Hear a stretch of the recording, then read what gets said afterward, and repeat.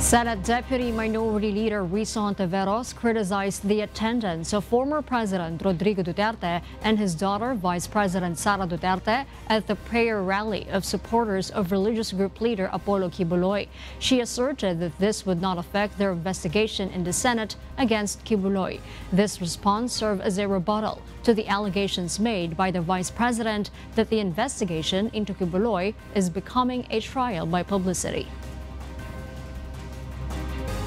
Ako nagtataka, bakit nag-effort pa silang dalawa na dumepensa sa isang tao na akusado sa mga napakaseryoso at mabibigat na offenses laban sa mga pinaka-vulnerable sa ating lipunan. Sana yung effort nilang dalawa binuhos na lang sa wakas pagdepensa sa ating mga mangingisda at mga kasundaluhan natin at Coast Guard laban sa pangbubuli sa China. Wala pong trial by publicity kay Quiboloy. Ang judgment on innocence and guilt niya ay nasa labas ng kamay ng Senado, nasa kamay ng Korte.